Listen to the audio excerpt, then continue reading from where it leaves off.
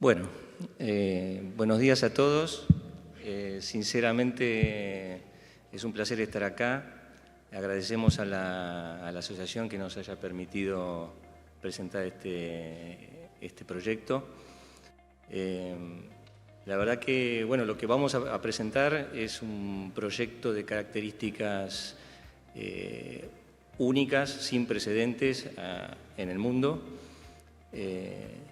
No tanto en este caso como otras presentaciones que estuvimos viendo ayer y hoy como proyectos de gran escala, sino que se trata de un proyecto de alta complejidad y de una criticidad sin antecedentes en la compañía. ¿Por qué digo esto? Porque se trata de un conducto que está en servicio y que atiende el servicio de abastecimiento de agua de más de 1 millón de habitantes. Enfrentamos un gran desafío y como todo gran desafío también significa una gran oportunidad, una oportunidad de aprendizaje, de desarrollo, tanto en la fase profesional, técnica, como en la parte humana. Bueno, sin más demoras, vamos a arrancar con las ponencias. Va a empezar la primera parte el ingeniero Orlando, que estuvo con la coordinación técnica desde el comienzo del proyecto, y luego Alejandro nos va a enriquecer con un video que seguramente nos va a permitir tener una real dimensión de lo que significó esta obra para todos nosotros.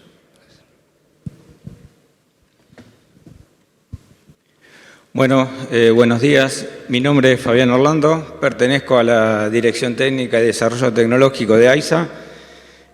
Vamos a empezar con esta parte a comentarles un poco una breve introducción de lo que es el sistema de distribución de agua potable de la Ciudad de Buenos Aires. Quizás muchos lo conozcan, pero vale la pena para situarnos en el contexto de lo que fue esta obra. AISA cuenta con 2 plantas potabilizadoras, en realidad son 3 plantas potabilizadoras, pero 2 de ellas están vinculadas al sistema de ríos subterráneos. Son la planta potabilizadora General San Martín, que está en Palermo, y la planta General Belgrano, que está en Bernal. Ambas plantas producen 5 millones de metros cúbicos días, y esos metros cúbicos días son transportados mediante un sistema de conducciones que se denomina ríos subterráneos, que son conducciones de sección circular con diámetros entre 260 a 460, con una pendiente de 1 en 10.000, preferentemente desde el este hacia el oeste, y justo en esa dirección el terreno de Buenos Aires, su cota asciende, y en donde están ubicadas básicamente las estaciones elevadoras, que son los rectángulos que ustedes ven ahí, que son alimentadas y abastecidas por esos ríos subterráneos, desde donde se produce la distribución a la red de agua potable.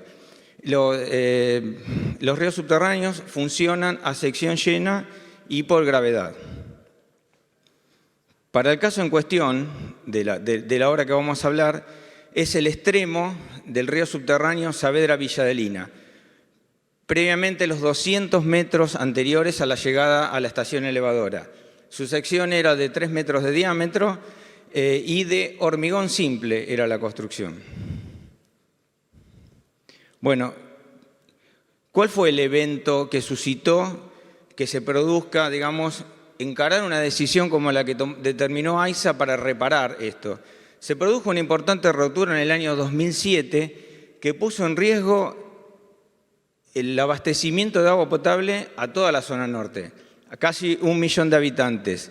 Desde ese momento, ante una situación crítica y de emergencia, AISA, a través de sus departamentos correspondientes, encaró reparaciones en forma provisoria, consolidación de suelo y sellado de fisura, para evitar que ese deterioro se profundice aún más, con el consiguiente riesgo de colapso y de no poder contar con otro sistema para poder abastecer toda la zona norte. y en ese momento AISA decide que debería construir y diseñar un sistema alternativo para poder encarar esta reparación.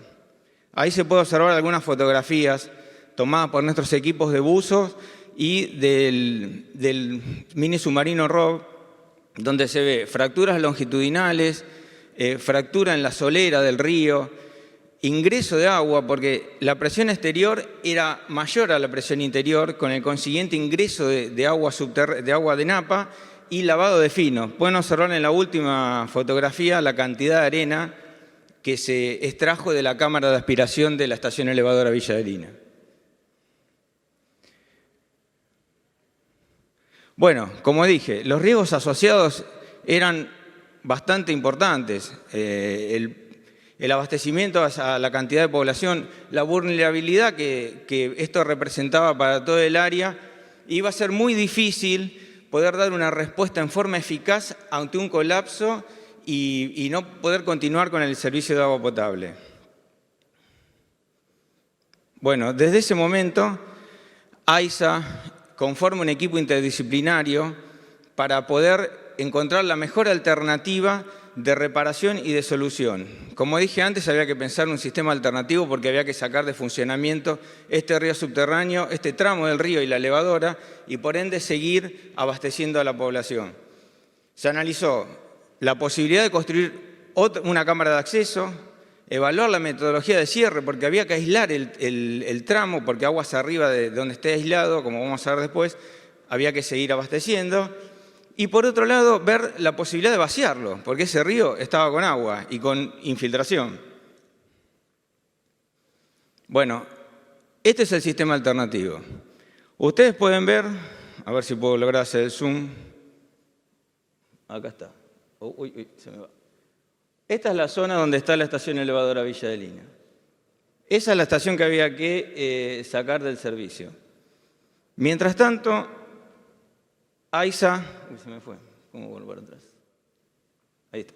Mientras tanto, AISA, para poder encargar la reparación, tenía que esperar obras que venían ejecutándose en paralelo, que iban a ser aprovechadas para este sistema alternativo, como ser la planta Juan Manuel de Rosas y sus 2 acueductos que están en Paraná de Las Palmas, para abastecer todo lo que es la zona de Tigre. La estación elevadora Villa Adelina abastecía Vicente López, San Isidro, San Martín, San Fernando y Tigre. Fíjense la cantidad de kilómetros que era bombeada el agua.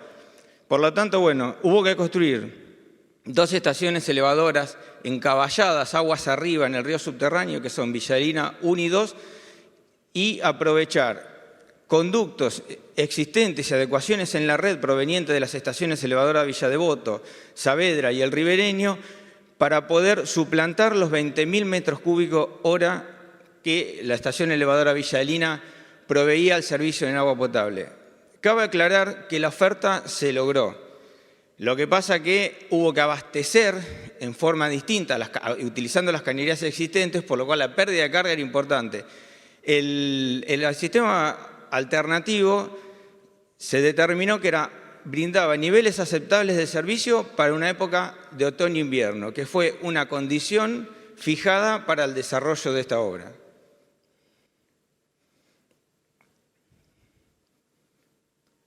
Bueno, vimos las hipótesis. Se determinó mediante todos los equipos de AISA que era imposible vaciar el río debido a la inestabilidad estructural que eso podía provocar. Y encima teníamos, como la presión externa era mayor, cada vez iba a ingresar más agua de la napa, todavía iba a seguir lavando el suelo, iba a seguir generando más socavación y todavía más inestabilidad del río, que era de hormigón simple, por lo cual era bastante crítico el tema. El otro punto fue construir una cámara de acceso. También se descartó, porque había que practicar un gran orificio en la bóveda del río, iba a generar inestabilidad estructural, riesgo, va a ser bastante difícil solucionar la interfaz entre el río y la cámara, y también eso fue descartado. Bueno, finalmente, la metodología seleccionada debía cumplir estas condiciones. No se podía vaciar el río, había que trabajar con agua. No se podía construir otra cámara de acceso, había que utilizar la cámara 38, que es la cámara que está en la estación elevadora Villa Adelina, y se debían mantener esas condiciones. Entonces, la mejor propuesta que se adaptó a la premisa que fijó AISA fue una propuesta que nos brindó y elaboró una firma alemana que se llama Ludwig Pfeiffer, que consistió en lo siguiente. Fue un relining del tramo afectado, que eran 215 metros, por medio de la inserción de tuberías estructurales de 2.555 milímetros. El río subterráneo tenía 3.000 milímetros, 3 metros de diámetro, y las tuberías tenían una rigidez de 20.000 newton por metro cuadrado. Y se iba a rellenar el espacio anular con una mezcla para darle una consistencia al conjunto. Y obviamente esto, como iba a estar bajo agua, requería de la mano de obra, una mano de obra atípica para la mayoría de los casos, que es la utilización de buzos profesionales que ejecutasen todo el trabajo dentro de la instalación a 30 metros de profundidad, con un acceso en la cámara de Villalina y a lo largo de 215 metros. Bueno, yo ahora le voy a pasar la palabra al ingeniero Alejandro Barrio, que va a continuar con la explicación, con el desarrollo de cómo fue la obra.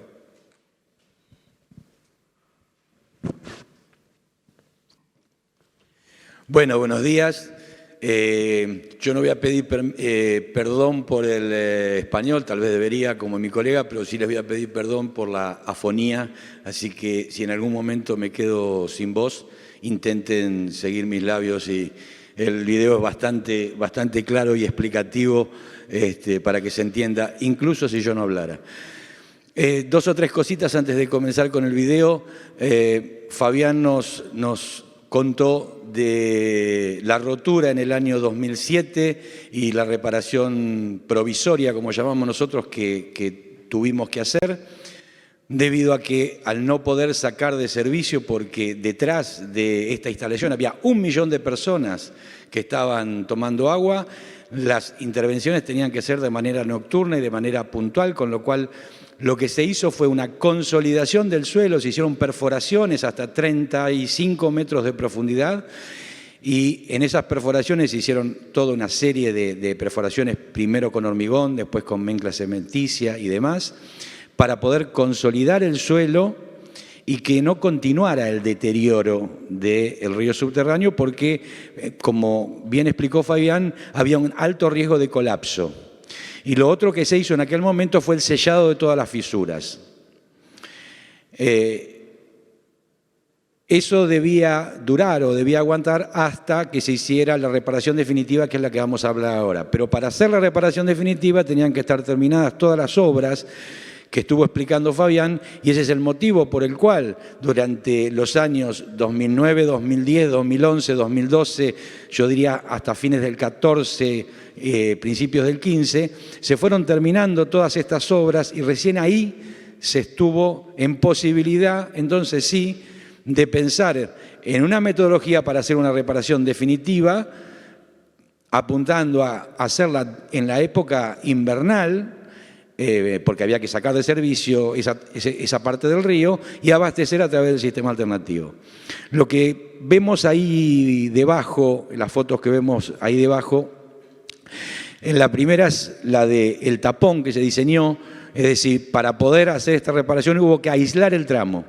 Para aislar ese tramo se diseñó un tapón en 2 mitades, esos son 2 mitades para poder bajarlo y trasladarlo, los 200 metros que separan la cámara de acceso hasta el lugar donde iba colocado. Pesa 2.500 kilos cada una de estas mitades, para tener un poco una idea. Tiene un 2,70 metros de diámetro, el río tiene 3 metros de diámetro, después ese tapón llevaba un sello inflable.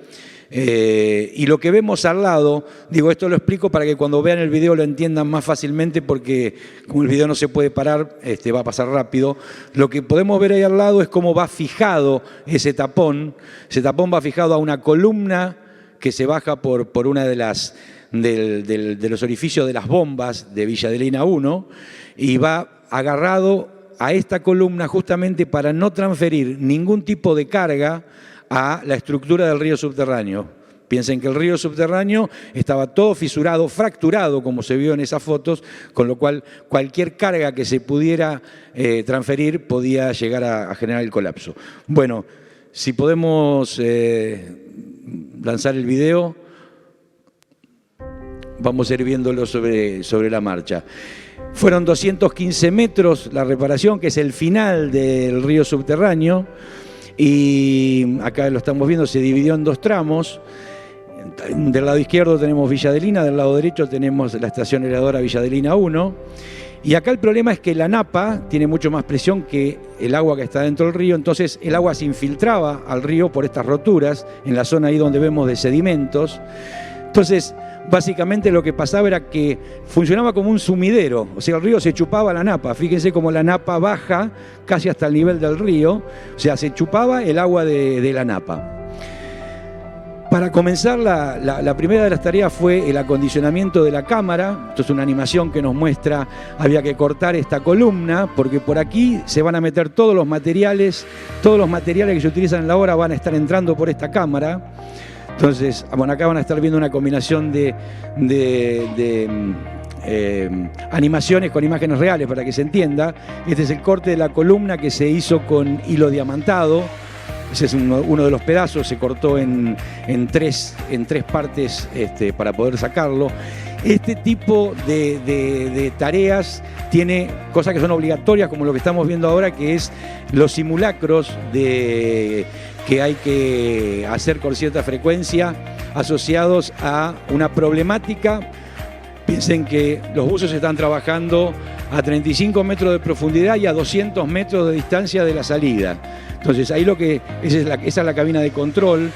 Se da el aviso de un buzo lesionado, o sea, un buzo que queda inconsciente. Entonces siempre en superficie hay un buzo vestido, listo, con su traje puesto, falta solo ponerle el casco para poder bajar a hacer un rescate.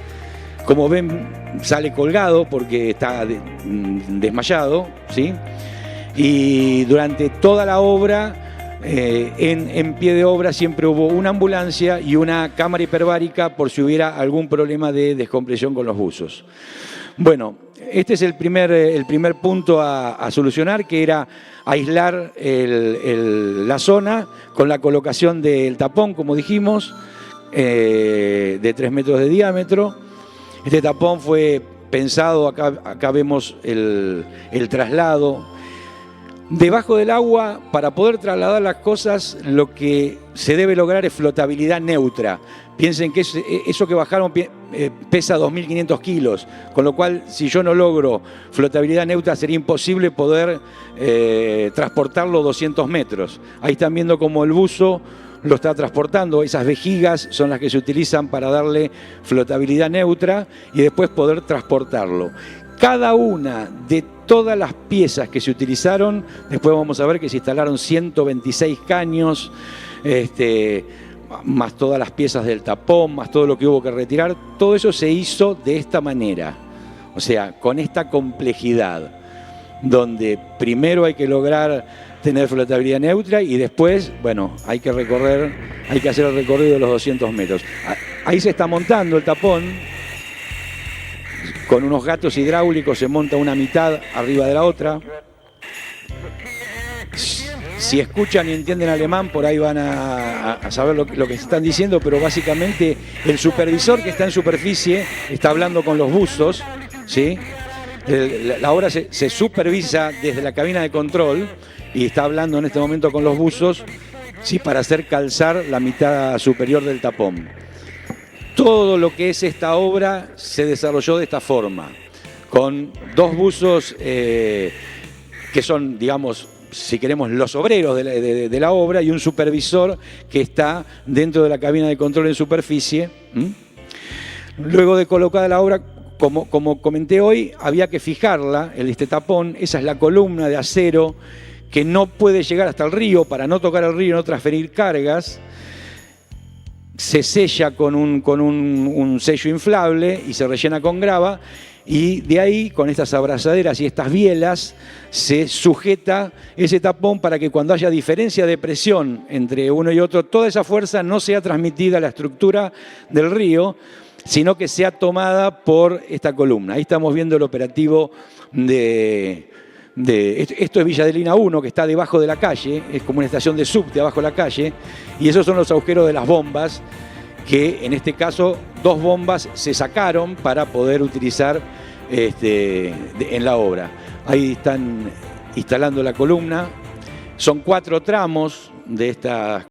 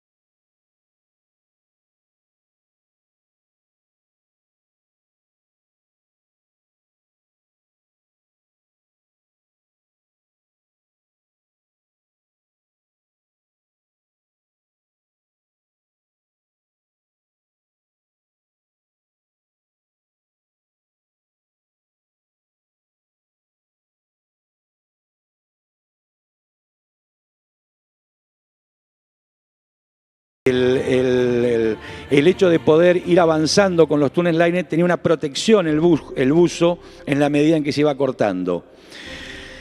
Este hormigón que estamos hablando que había que sacar quedó de la primera reparación. En la primera reparación, cuando se hicieron en el 2007, cuando hicieron estas perforaciones, un pedazo de la pared del río cayó y entró el hormigón de esta perforación. Ese hormigón hizo como un arco en el fondo del río de 15 metros de largo y 1 metro de altura. Finalmente, ahí estamos viendo la instalación primero de los liners, que se llevan de a mitades y después se arman. Se empezaron a armar los liners antes de la parte de hormigón y ahí se iba rompiendo el hormigón, ahí está el armado del liner. Y en la medida en que se iba rompiendo el hormigón se iba avanzando. Entonces, como les iba diciendo, ese hormigón entró si quieren, por error, pero después que quedó el hormigón, los estudios de los estructuralistas del momento dijeron que eso iba a ayudar a la resistencia, porque hacía un efecto de arco sobre un río subterráneo que estaba trabajando en realidad como una viga, porque había quedado socavado, y es hormigón simple, que sabemos que no resiste la tracción. Bueno, ahí lo que estamos viendo es el corte de todo este hormigón, que es un hormigón que fraguó con el río en funcionamiento, con lo cual tiene una altísima resistencia, si mal no recuerdo, 850 kilos por centímetro cuadrado, que es una altísima resistencia. Se utilizaron distintas máquinas, esa es una máquina cortadora automática con un brazo automático que realizaba cortes sobre este hormigón. Se realizaban distintos cortes, también con máquinas manuales y con otra que es parecida, ahora es parecido como tipo una motosierra. Es decir, había que ir cortando todo ese hormigón que estaba ahí conservado para volver a tener la forma del caño. Esto, que en el proyecto original se previó que sería una semana de trabajo, pensando que esto era material que se desgranaba solo, estuvimos trabajando 24 horas. Esta obra trabajaba 24 horas por día, con turnos, cada turno era de 3 horas de los buzos, no podían estar más de 3 horas. Ahí estamos viendo, se hacía una perforación y con un expansor se logra hacer romper un pedazo de hormigón. Y cada uno de esos pedazos de hormigón se debía poner en un canasto y sacar. Este pedazo de la obra fue una obra de minería subacuática, le digo yo, porque es realmente un trabajo muy pesado, de mucho tiempo, tardó casi 3 meses. Cada pedazo que sacan, ahí se está viendo un pedazo, el hormigón rompe y rompe, más grande, más chico, hay pedazos chicos. Ese pedazo que están sacando, fíjense el tamaño que tiene.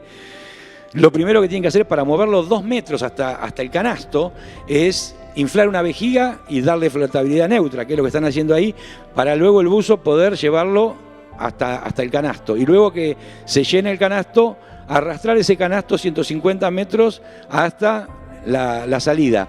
Todo ese trabajo, como se ve, de los buzos, es un trabajo que por un lado tiene cosas, digamos, temas técnicos particulares, pero por otro trabajo también tiene mucho esfuerzo físico. Fíjense que están haciendo un esfuerzo físico importante, más allá de estar, por supuesto, trabajando bajo presión.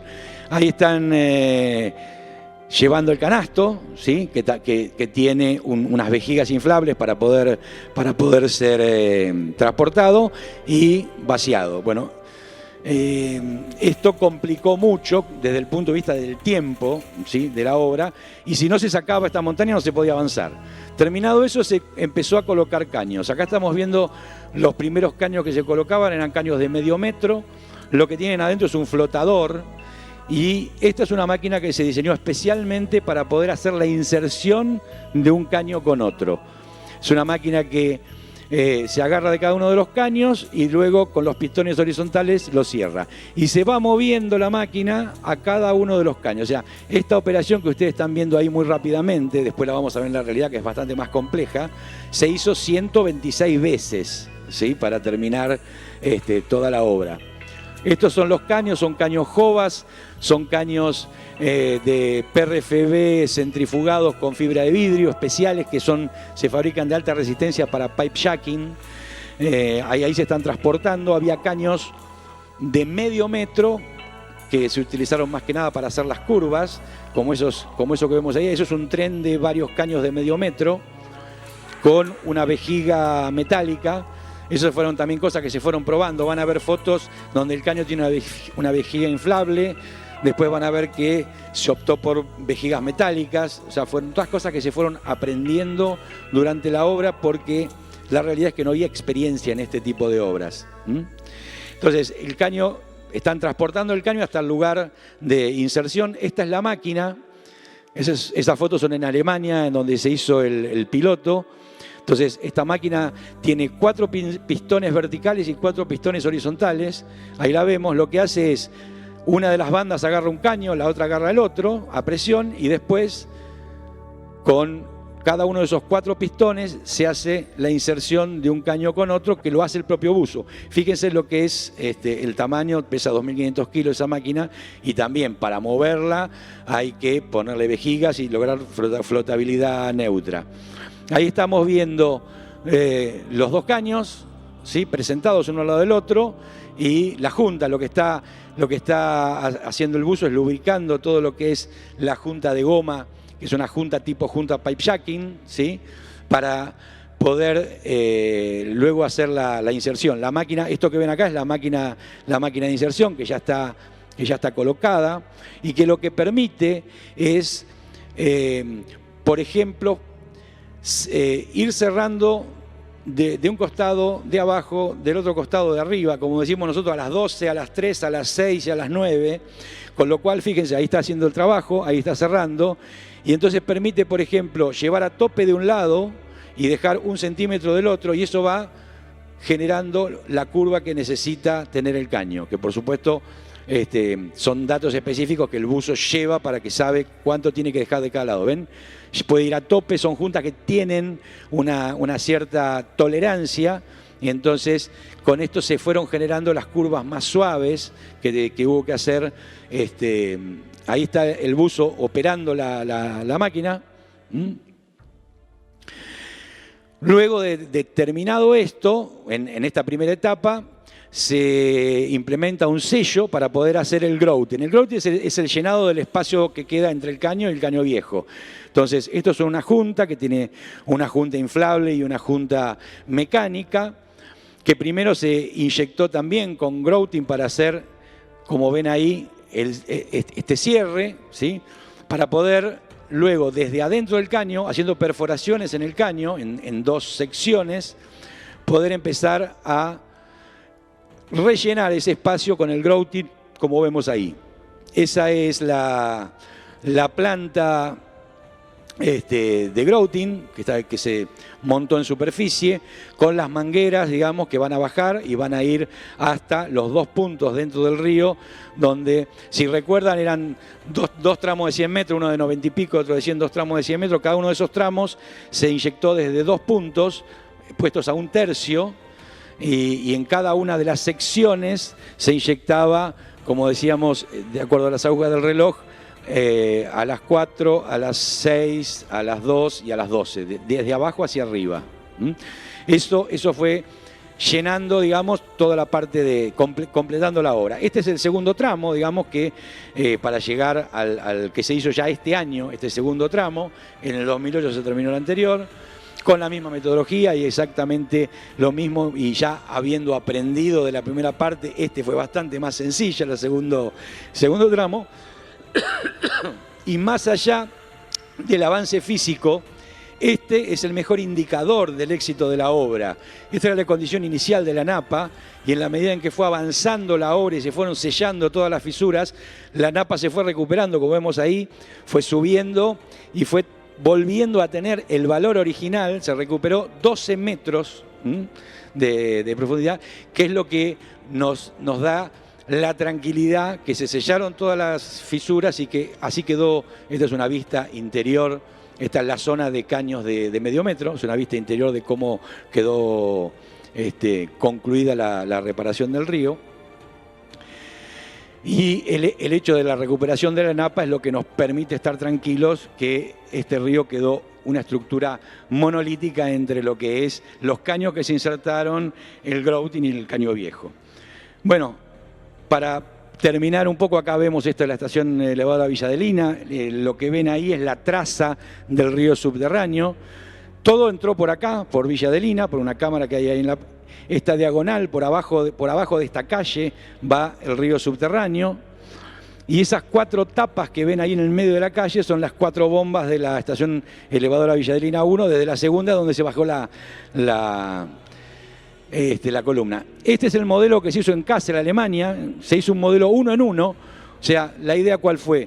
Replicamos un modelo allá, solamente más corto, en lugar de 200 metros tiene 30, y todas las pruebas, toda la capacitación de los buzos, etcétera, se hizo allá en Alemania antes de venir a hacer la obra. Todas esas escenas que estábamos viendo ahí se fueron probando, tanto el bajar el tapón, la colocación propia del tapón, la inserción de un caño a otro, el grouting. Todas estas tareas se hicieron primero en Alemania en una escala 1 en 1. Con eso la empresa pudo afinar lo que fue el proyecto ejecutivo, el proyecto de detalle, y además el procedimiento de cómo hacer cada una de las cosas. Así todo, acá hubo que cambiar algunas cosas también, porque la realidad nos mostró que la presión era muy alta en el caso de la inyección y demás. Y por supuesto fuimos aprendiendo durante el desarrollo de la obra, porque no había experiencia en ningún lado sobre obras de este tipo y qué es lo que hacer. Esto, por ejemplo, también esta es la prueba de inserción en Alemania, ¿sí? La prueba de la máquina, que fue modificada después. Esto también es en Alemania, cuando se estaba probando la instalación del tapón. Fíjense que las vejigas están en un lugar distinto donde estuvieron después, cuando vimos que lo instalaban. Es decir, que durante todo este proceso se fue aprendiendo y se fue logrando, digamos, hoy lo que podemos decir nosotros es no solamente que arreglamos un problema que acarreábamos de hace más de 10 años, sino que hoy tenemos una metodología desarrollada para poder reparar cualquiera de los 90 y pico kilómetros de río que tenemos. Y bueno, y finalmente, y varios están acá presentes, porque este es el equipo de AISA que hizo la obra. Así que les pido un aplauso para todo el equipo.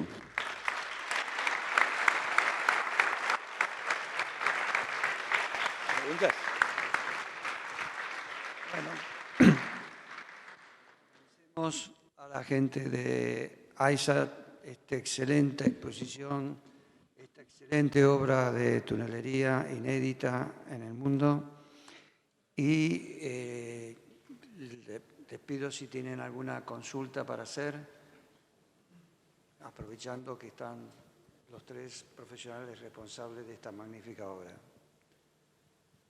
Si no, lo despedimos con un aplauso y le pido al ingeniero Gabriel Paganini que se presente. Muy bien.